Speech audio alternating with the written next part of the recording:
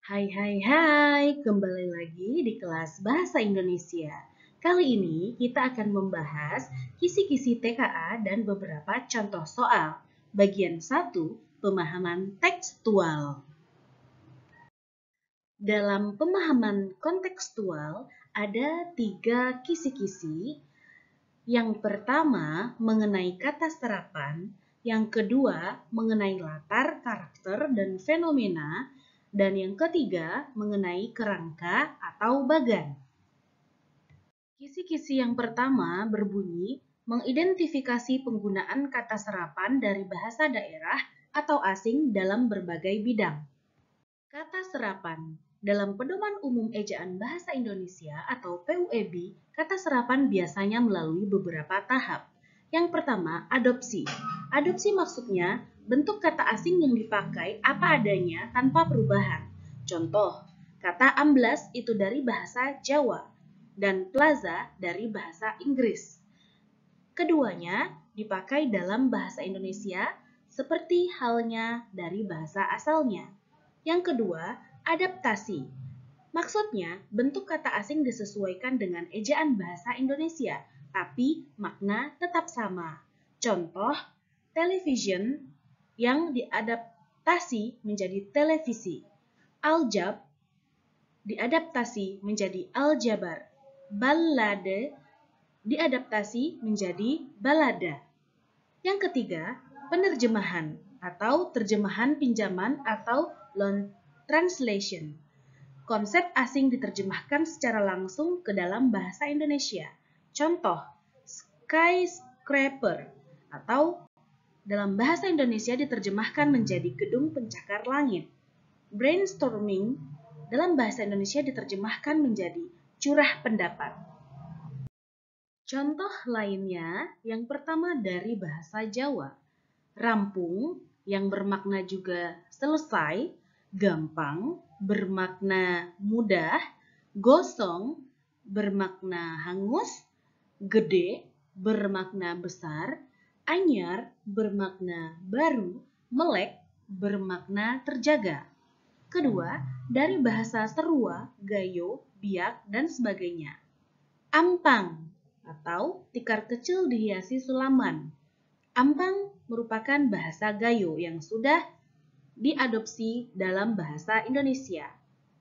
Ben Bebhon atau piring untuk mas kawin dari bahasa Biak. Watensa berdebat tanpa kesimpulan, wulur tidur menyamping dari bahasa Serua. Yang ketiga, dari bahasa Sanskerta. Banyak kata fundamental seperti agama, aksara, bahasa, cara, derita, istimewa, jagat, dan lain-lain. Yang keempat, dari bahasa Belanda. Banyak sekali warisan dari masa kolonial, misalnya apotek dari apothek, 5 Inggris, terutama istilah modern, teknologi, budaya pop, dan globalisasi. Contoh yang sudah disesuaikan ejaannya adalah komputer dari computer, televisi dari television, dan lain-lain. Contoh soal, manakah kalimat yang menggunakan kata serapan dari bahasa daerah secara tepat dan sesuai konteks dalam bacaan? Jawaban benar lebih dari 1. Pilihan 1, pada era ini data mengalir bak sungai tanpa hulu. Pilihan 2, guyup warga digital menjadi penentu kualitas interaksi daring. Pilihan 3, acap kali, pengguna percaya pada respons cepat aplikasi cerdas. Pilihan 4, tanpa kolaborasi, kebijakan sering mandek, bisa mencederai publik. Pilihan 5, gotong royong antar bidang memperkaya materi secara kontekstual. Pembahasan pada pilihan pertama kita asumsikan adalah kata hulu. Namun, hulu merupakan bahasa Melayu yang menjadi induk bahasa Indonesia. Artinya, ini sudah menjadi bahasa Indonesia dari awalnya, bukan serapan. Pilihan kedua, guyup warga digital menjadi penentu kualitas interaksi daring, dan kita asumsikan kata yang teridentifikasi adalah guyup, dan guyup berasal dari bahasa Jawa. Yang ketiga, kita asumsikan pada kata acap, namun acap juga merupakan bahasa Melayu. Yang keempat, Tanpa kolaborasi, kebijakan sering mandek bisa mencederai publik. Kita asumsikan pada kata mandek. Mandek berasal dari bahasa Jawa. Yang terakhir, kita asumsikan ada kata gotong royong. Ternyata ia berasal dari bahasa Jawa. Tetapi dalam kalimat ini penggunaannya tidak sesuai dengan konteks. Sehingga jawaban yang tepat adalah pilihan jawaban 2 dan pilihan jawaban keempat. Tips dan trik. Yang pertama, pahami ciri umum kata serapan. Ciri-ciri yang dimiliki oleh kata serapan. Yang pertama, bentuk ejaannya mirip bahasa asal. Ejaan atau bunyi masih menyerupai bahasa asal karena baru diserap. Contoh pada kata televisi. Karena serapan dari television, artinya ejaannya masih menyerupai bahasa asal.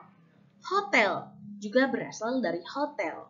Film juga asal katanya dari film.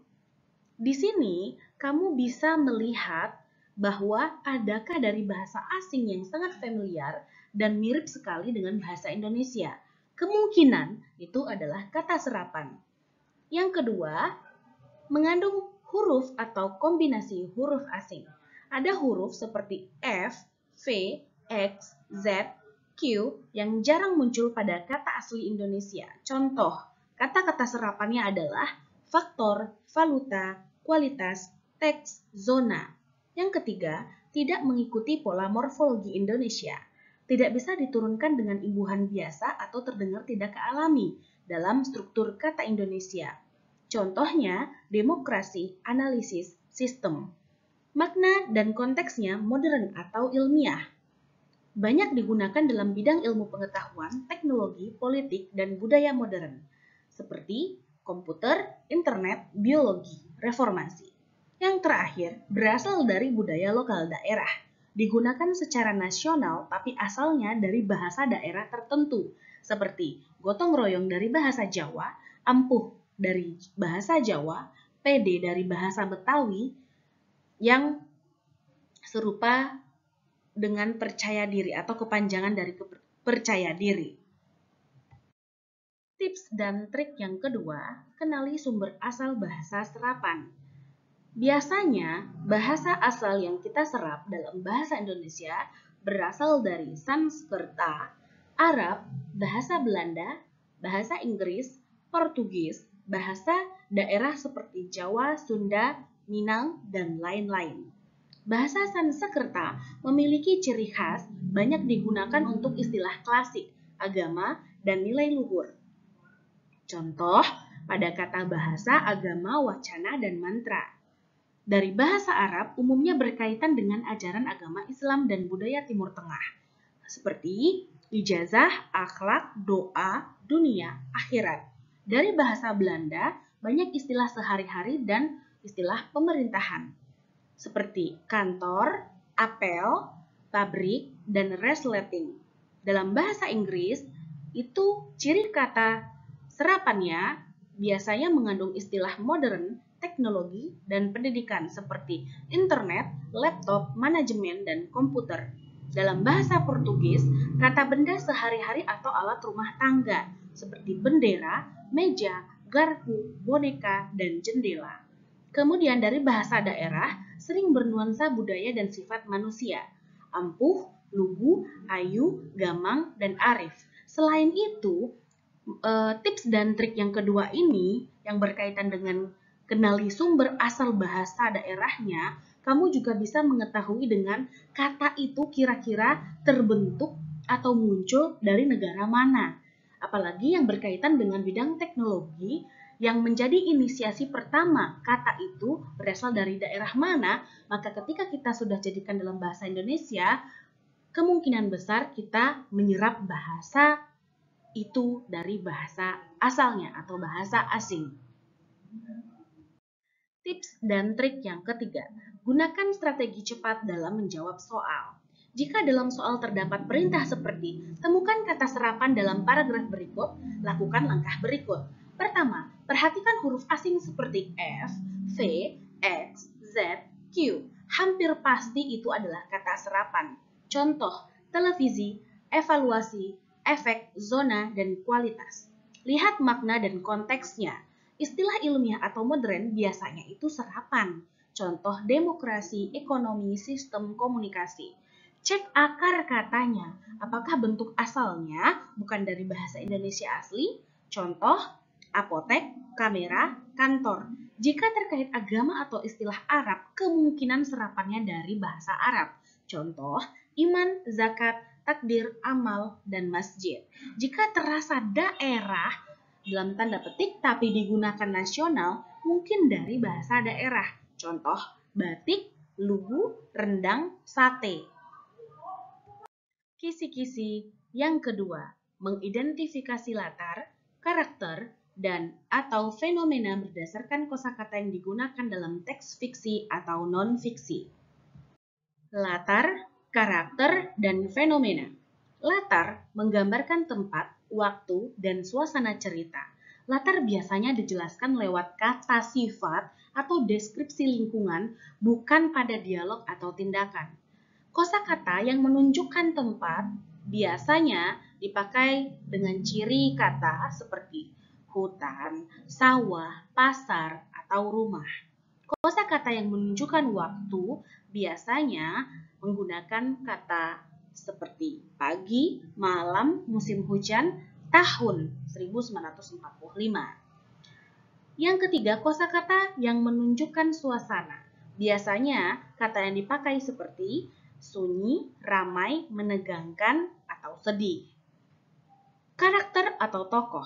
Maksudnya, sifat, watak, atau kepribadian tokoh yang tampak melalui kosakata deskriptif, dialog, atau tindakan. Petunjuk karakter bisa muncul dari yang pertama, tindakan. Karakter muncul pada kata-kata seperti menolong, menantang, memarahi, menangis. Tindakan seperti ini biasanya terkenal dengan kata kerja material ataupun kata kerja mental. Yang kedua, perkataan. Aku tidak akan menyerah. Artinya, dari dialog ini terdapat karakter tokoh yang pantang menyerah. Yang ketiga, karakter tokoh dapat dilihat dari deskripsi fisik atau ekspresi. Kalau misalnya dia dari film, terlihat wajahnya tegas, matanya tajam, tubuhnya gemetar, atau kalau dari karya yang berupa tulisan, ada deskripsi mengenai ciri-ciri fisiknya. Kemudian yang terakhir, fenomena. Fenomena merupakan peristiwa atau kejadian yang muncul dalam teks. Kosakata penandanya biasanya berupa bencana, banjir, perang, kemarau panjang, reformasi, dan lihatlah apakah teks mengandung kata yang menunjukkan proses. Seperti berubah, meningkat, menghilang, itu adalah tanda fenomena. Contoh soal. Dalam soal yang menyajikan teks, apalagi jika teks tersebut adalah teks panjang, saya sarankan bacalah perintah soal terlebih dahulu, kemudian pindai pilihan jawaban dan analisis pilihan jawaban berdasarkan teksnya. Oleh karena itu, saya akan membaca dari perintah soal. Bagian teks tersebut paling tepat digunakan untuk menggambarkan. Pilihan jawabannya, karakter Raka yang pemberani dan tegas dalam menghadapi kenyataan. B. Peristiwa utama saat Raka menemukan surat peninggalan ayahnya. C. Latar suasana yang tenang namun menyiratkan kesedihan dan perenungan. D. Konflik batin antara Raka dan ayahnya yang telah lama pergi. E. Akhir cerita yang menggambarkan keputusan Raka terhadap rahasia keluarganya. Ceritanya, udara sore di Bukit Cendana terasa lembab setelah hujan. Kabut tipis menyelimuti jalan setapak yang menuju rumah kayu kecil di ujung bukit. Di sanalah Raka berdiri sambil menatap langit yang mulai berwarna jingga. Pilihan jawaban yang tepat adalah C. Latar suasana yang tenang namun menyiratkan kesedihan dan perenungan. Mengapa tepat? Karena yang digambarkan adalah alam. Di antara kata-kata yang muncul, lembab, kabut, langit, jingga, dan penggambaran alam tersebut menimbulkan nuansa tenang sekaligus sendu. Pilihan jawaban A salah karena tidak ada deskripsi tentang tindakan atau sikap Raka dalam ilustrasi tersebut. D. Konflik batin antara Raka itu tidak tersurat ataupun tersirat dari cuplikan tersebut. Pilihan E. Akhir cerita yang menggambarkan keputusan Raka terhadap rahasia keluarganya, bahkan di sana tidak ada unsur penyelesaian atau keputusan di bagian itu. Jenis soal seperti ini, tips dan trik yang pertama, perhatikan pilihan kata atau diksi. Yang pertama, perhatikan jenis kosakata yang disuguhkan oleh teks. Pertama, kata sifat seperti indah, lembab, sunyi, marah biasanya menggambarkan latar suasana atau karakter. Contoh, lembab dan gelap, maka suasananya sendu. Kedua, kata benda tempat seperti sekolah, sawah, hutan. Biasanya unsur yang diminta merupakan latar tempat. Contoh, bau tanah basah menjelaskan alam pedesaan. Yang ketiga, kata kerja perilaku seperti menolong, menatap, menantang. Biasanya unsur yang diminta adalah karakter tokoh, seperti menantang gurunya menjelaskan karakter pemberani. Keempat, kata yang menggambarkan proses sosial. Unsur yang diminta biasanya fenomena, seperti penduduk mulai meninggalkan tradisi lama. Artinya, ada fenomena dalam bentuk pergeseran budaya. Tips dan trik yang kedua, strategi saat menjawab soal pilihan ganda. Yang pertama, baca pertanyaan dengan cermat. Fokus, apakah yang ditanya latar, karakter, atau fenomena? Oleh karena itu, saya menganjurkan bacalah perintah soalnya terlebih dahulu. Yang kedua, temukan kata kunci di teks. Tandai kata-kata yang berupa kata sifat, kata kerja, atau deskripsi paling kuat. Yang ketiga, uji relevansi tiap pilihan jawaban. Buang opsi yang tidak sesuai dengan bukti kosakata dalam teks. Dan yang terakhir, jangan terjebak pada kata yang terkenal atau yang umum. Jawaban benar selalu punya dasar teks atau kata atau kalimat yang menunjang. Kisi-kisi ketiga, menyusun kerangka atau bagan berdasarkan bagian-bagian penting dalam teks. Kerangka atau bagan. Langkah menulis bagan atau kerangka yang pertama, baca dan pahami teks secara keseluruhan. 2. Identifikasi struktur teks. Biasanya, teks memiliki struktur pendahuluan, pembahasan, dan penutup secara umum. Yang ketiga, tentukan ide pokok tiap paragraf. Yang keempat, susun dalam bentuk kerangka atau bagan. Contoh, Indonesia memiliki banyak hutan tropis.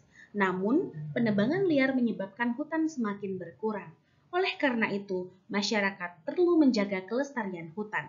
Bagan konsepnya akan dimulai dari hutan tropis, kemudian penebangan liar, kemudian kerusakan, dan ajakan menjaga hutan. Contoh soal. Baik, dalam contoh soal ini, sebaiknya bacalah perintah soal terlebih dahulu. Namun, kali ini saya ingin membacakan teksnya karena perintah soal ada di halaman berikutnya. Pengelolaan sampah plastik jadi tantangan kota besar. Namun, sebelum itu, karena soal ini merupakan soal kerangka atau bagan, artinya kita harus mencari jawaban bagaimana menyusun kerangkanya. Mari kembali ke dalam teks. Masalah sampah plastik semakin menjadi perhatian serius di kota-kota besar Indonesia. Menurut data Kementerian Lingkungan Hidup dan Kehutanan, jumlah timbunan sampah plastik di Indonesia mencapai lebih dari 12 juta ton per tahun. Dari angka tersebut, sebagian besar belum terkelola dengan baik, sehingga berakhir di sungai dan laut. Kondisi ini menimbulkan ancaman serius bagi ekosistem perairan maupun kesehatan manusia. Pemerintah kota bersama sejumlah lembaga swadaya masyarakat mulai mendorong program reduce, reuse, dan recycle di berbagai wilayah perkotaan. Upaya ini tidak hanya sekedar kampanye, melainkan juga penerapan kebijakan seperti pembatasan penggunaan kantong plastik sekali pakai di pusat perbelanjaan. Meski demikian, tingkat kesadaran masyarakat masih rendah. Banyak warga yang menganggap plastik sebagai barang praktis sehingga sulit untuk ditinggalkan. Di sisi lain, sektor industri juga dituntut untuk berperan lebih aktif. Beberapa perusahaan besar mulai beralih pada konsep circular economy dengan memanfaatkan kembali plastik bekas produksi menjadi bahan baru. Langkah ini diharapkan dapat menekan jumlah limbah sekaligus meningkatkan nilai tambah ekonomi. Para ahli lingkungan menegaskan bahwa kunci keberhasilan pengelolaan sampah plastik adalah sinergi. Kolaborasi antara pemerintah, masyarakat, dan industri harus diperkuat agar permasalahan sampah tidak semakin buruk. Tanpa langkah nyata, Indonesia berpotensi menjadi salah satu negara penyumbang sampah plastik terbesar di dunia. Perintah soalnya, teks pengelolaan sampah plastik jadi tantangan kota besar memiliki gagasan pokok dalam setiap paragraf. Berdasarkan gagasan pokok tersebut, kerangka teks yang runut adalah A. Industri mulai menerapkan konsep circular economy dalam mengelola plastik. Masalah sampah plastik di kota besar menimbulkan ancaman serius. Pemerintah dan LSM mendorong program 3R, tetapi kesadaran masyarakat masih rendah. Sinergi antara pemerintah, masyarakat, dan industri menjadi kunci penyelesaian. Apakah sama dengan yang disampaikan oleh teks dan dapat menjadi sebuah ringkasan yang apik dan terstruktur? Lanjut, pilihan jawaban B. Kesadaran masyarakat sudah tinggi dalam mengurangi plastik. Pemerintah membebaskan penggunaan kantong plastik. Industri tidak berperan dalam pengelolaan sampah. Sampah plastik tidak berdampak serius. Apakah jawaban ini lebih relevan dibandingkan jawaban A? Kita lanjut pilihan jawaban C. Program pemerintah lebih menekankan pada peningkatan ekonomi masyarakat. Industri justru mengurangi tenaga kerja untuk efisiensi. Masyarakat menolak program daur ulang plastik. Sampah plastik tidak lagi menjadi masalah utama. Yang D. Sampah plastik hanyalah masalah kecil. Pemerintah tidak membuat kebijakan pengelolaan, industri tidak dilibatkan dalam penanganan, akibatnya tidak ada ancaman bagi kesehatan maupun lingkungan. Yang E. Kesadaran masyarakat dan industri sudah maksimal. Sampah plastik berhasil diatasi dengan cepat. Pemerintah kota menghentikan kampanye 3R. Lingkungan terbebas dari ancaman plastik. Paragraf pertama memiliki gagasan pokok. Masalah sampah plastik di kota besar menimbulkan ancaman serius bagi lingkungan dan kesehatan. Sedangkan paragraf kedua memiliki gagasan pokok, pemerintah dan LSM mendorong program 3R, namun kesadaran masyarakat masih rendah. Sedangkan gagasan pokok yang ketiga, industri mulai berperan aktif melalui konsep circular economy. Dan yang keempat, gagasan pokok, sinergi antara pemerintah, masyarakat, dan industri adalah kunci penyelesaian masalah sampah plastik. Setelah menemukan ide pokok tiap paragraf, langkah kedua, susunlah kerangka teks tersebut secara runut. Urutan logisnya seharusnya adalah yang pertama dari masalah, kemudian upaya pemerintah, dan yang ketiga adalah peran industri, dan yang terakhir adalah solusi. Dan langkah ketiga, analisis pilihan jawabannya yang paling sesuai dengan urutan logisnya. Pilihan jawaban A, urutannya salah di awal karena teks dimulai dari masalah bukan malah peran industri. Urutan seharusnya masalah dulu, upaya pemerintah, peran industri, baru sinergi. Namun semua isi gagasan pokok benar, hanya urutannya yang tidak runut di awal.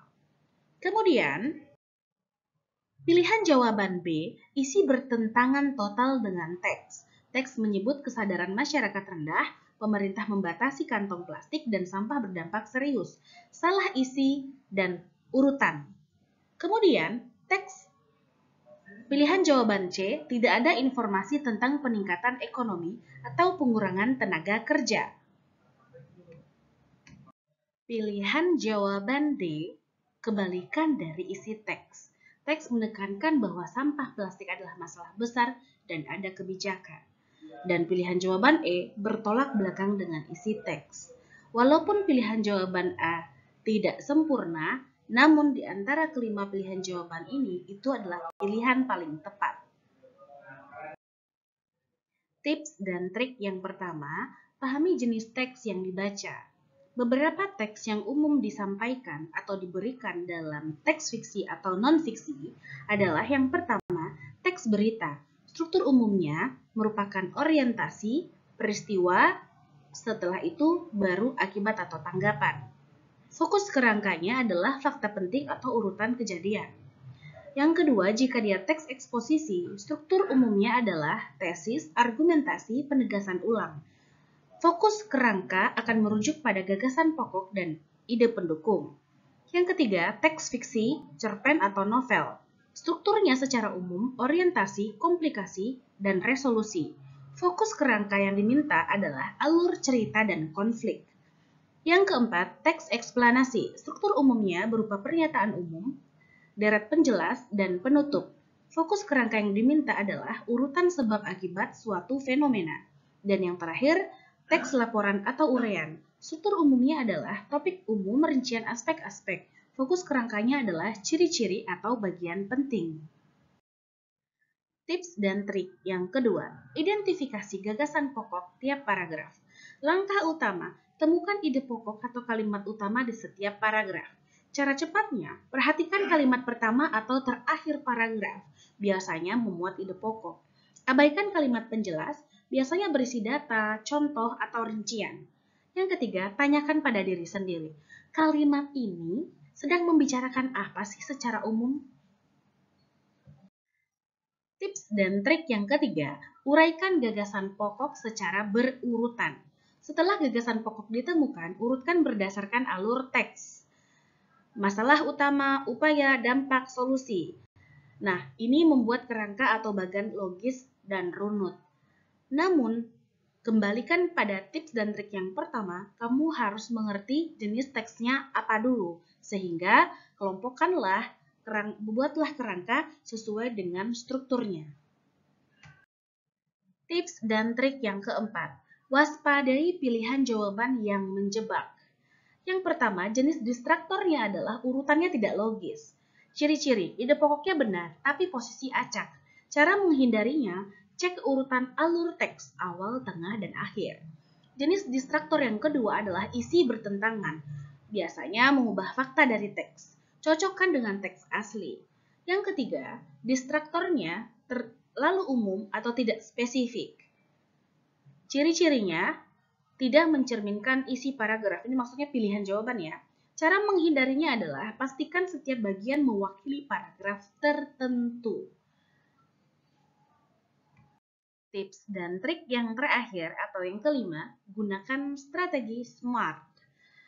S adalah scan, teks secara cepat, baca sekilas tiap paragraf untuk menangkap topik utama. M, mark, ide pokok, tandai kalimat utama dengan garis bawah. A, arrange, urutan gagasan, susun ide pokok secara runtut.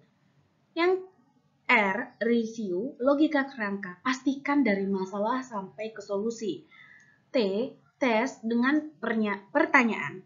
Apakah urutan ini menggambarkan teks secara utuh? Tanyakan lagi, pastikan lagi bahwa pilihan yang kamu pilih adalah pilihan yang benar.